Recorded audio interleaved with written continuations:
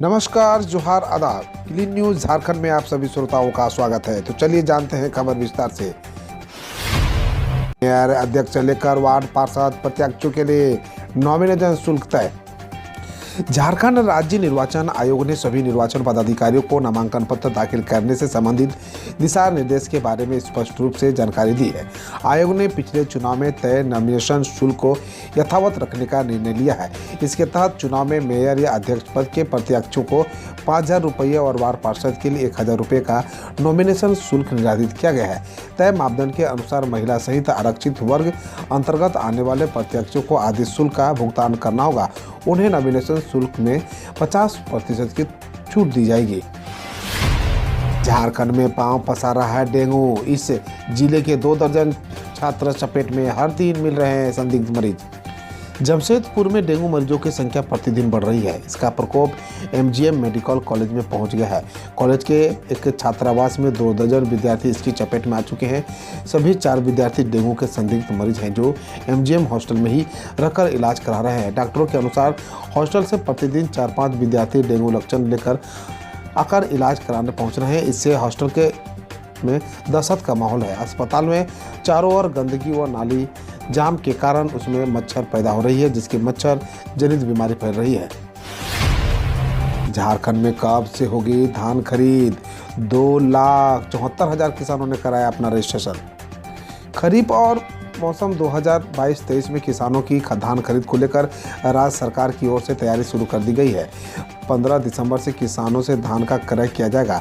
सरकार ने इस बार भी किसानों से 8 लाख टन धान खरीद का लक्ष्य निर्धारित किया गया है। धान बिक्री को लेकर 2,74,000 किसानों ने रजिस्ट्रेशन कराया है। वहीं आपकी योजना आपके सरकार आपके द्वारा कार्यक्रम में किसानों ने धान बिक्री को लेकर रजिस्ट्रेशन कराया है। इसके अलावा ऑनलाइन रजिस्ट्रेशन की प्रक्रिया चल रही है।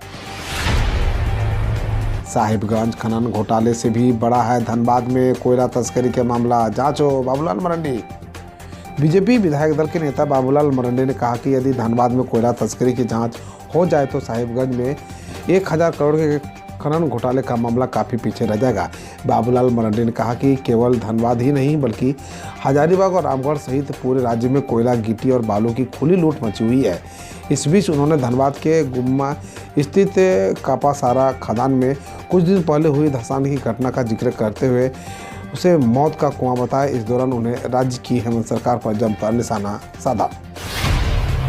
सहायक अभियंता नियुक्ति मामला में झारखंड हाई कोर्ट ने हेमंत सरकार पर लगाया 10,000 रुपये का जुर्माना।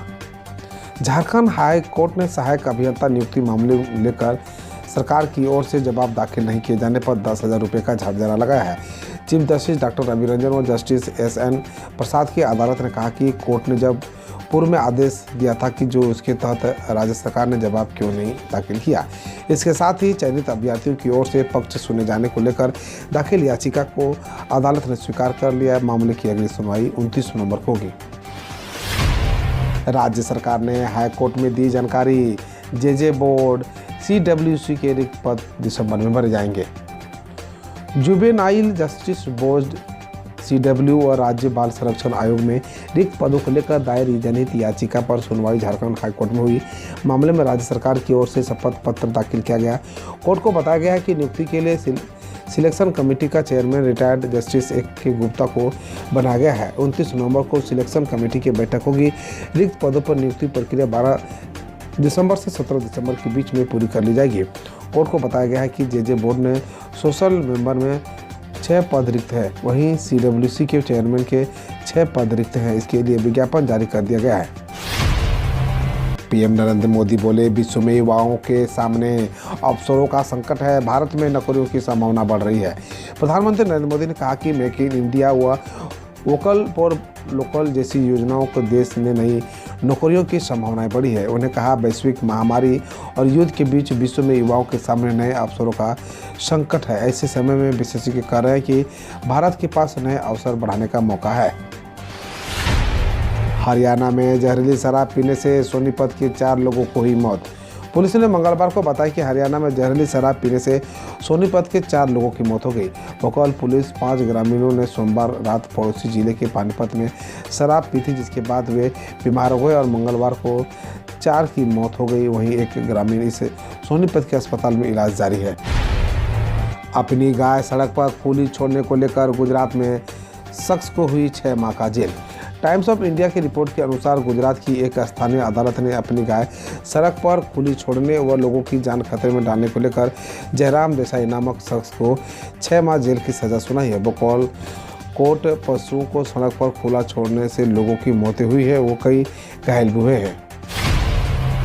मैंने देसी शराब पी थी। बिहार के सड़क हादसे में 12 लोगों की मौत का जिम्मेदार ट्रक चालक। बिहार के वैशाली में ट्रक द्वारा धार्मिक जुलूस में शामिल लोगों को कुचलने से 12 लोगों की मौत होने का जिम्मेदार ट्रक चालक ने कहा कि उसने घटना से पहले ट्रक चालकों संग देसी शराब पी थी। चालक के अनुसार दूसरे ट्रक को ओवरटेक करते वक्त यह हादसा हुआ। बकौल रिपोर्ट्स आरोपी के ब्लड सैंपल में 45% अल्कोहल की पुष्टि हुई है। राष्ट्रपति भवन 1 दिसंबर से आम लोगों के लिए हफ्ते भर में 5 दिन खुलेगा। राष्ट्रपति के प्रवक्ता ने बताया कि आगामी 1 दिसंबर से राष्ट्रपति भवन का आम लोगों के लिए हफ्ते में 5 दिन खुलेगा। बकौल प्रवक्ता कोविड-19 के बाद यह आम लोगों के लिए हफ्ते में सिर्फ 2 दिन खोला जा रहा है। 1 दिसंबर से राष्ट्रपति भवन बुधवार, गुरुवार, शुक्रवार, शनिवार और रविवार को शाम लोगों के लिए खुला रहेगा। पीएम मोदी ने रोजगार मेले में बांटे 71,000 नियुक्ति पत्र। प्रधानमंत्री नरेंद्र मोदी ने मंगलवार को रोजगार मेले में दूसरे चरण में वीडियो कॉन्फ्रेंसिंग के जरिए 71,056 नियुक्ति पत्र बांटे। प्रधानमंत्री ने कहा कि यह विशाल रोजगार मेला दिखाता है कि सरकारी नौकरियों देने के लिए सरकार किस तरह मिशन मोड में काम कर रही है। इससे पहले प्रधानमंत्री ने 22 अक्टूबर को रोजगार मेले में 75,000 नियुक्ति पत्र बांटे।